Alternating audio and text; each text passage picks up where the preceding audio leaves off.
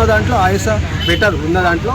ఇంకా అంటే ఏమంటే వెటకారంగా నవ్వుతుంది, ఊరికి అనవసరంగా వాగుతుంది కొంచెము.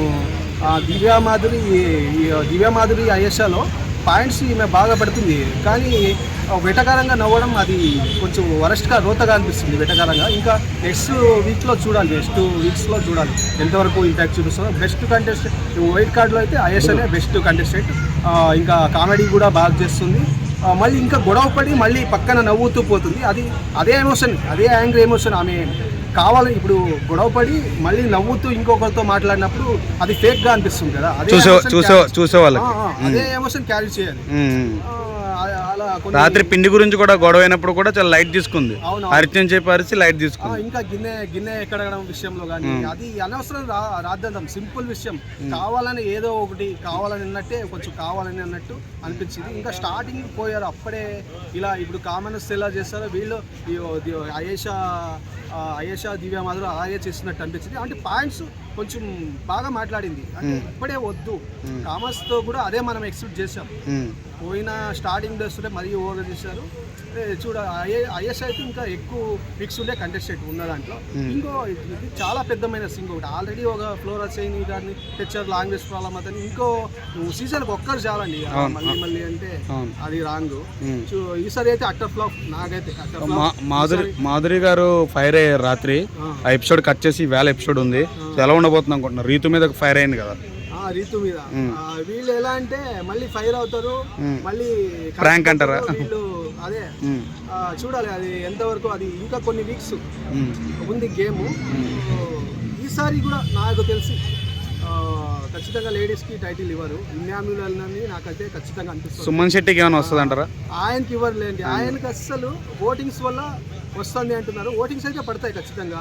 ఆయన అన్నారు వస్తున్న సీజన్ కు అన్నారు. ఎందుకు తెలుగు సినిమాలు చేయట్లేదంటే వేరే లాంగ్వేజ్ పేరు చెప్పారు.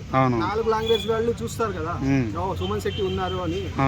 అలా ఓటింగ్స్ పడతాయి. ఓటింగ్స్ ఇంపార్టెంట్ కాదు, గేమ్ ఇంపార్టెంట్. ఇప్పుడు బిగ్ బాస్ చూస్తాం మనం, ఓటింగ్ వల్ల వేయడు, ఓటింగ్స్ వల్ల మామూలుగా తీసేస్తాడు. ఆయన కొద్దు అనిపిస్తున్నప్పుడు ఎలిమినేట్ చేస్తాడు, సింపుల్ గా ఓటింగ్ ప్రకారం అని అన్నట్టు తీసేస్తాడు. మనం లాస్ట్ ఇయర్ సీజన్ లో చూసాం, అంత లేడీ టైటిల్ ఇవ్వాల్సింది యాక్చువల్ ప్రేరణకి. ఆమె టాస్క్ వైజ్ ఎంటర్టైన్మెంట్, వంట అన్ని మేనేజ్ చేసుకుని, games, Sunday task, weekend task, entertainment బాగా ఇచ్చింది. అలాంటి కంటెస్టెంట్ ఇవ్వలేదు.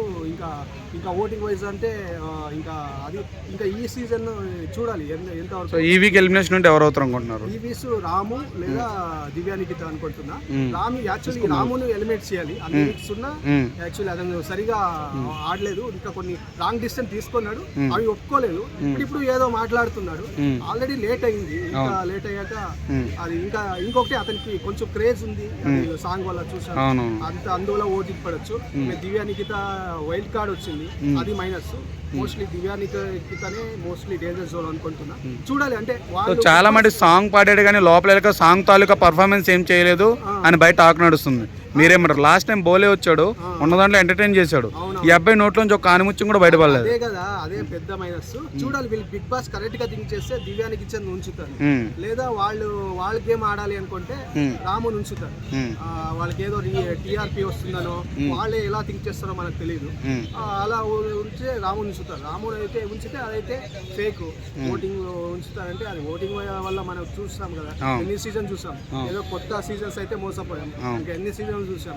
ఈ ఓటింగ్ వల్ల ఎలిమినేట్ చేస్తారంటే ఒప్పుకోరు జనాలు.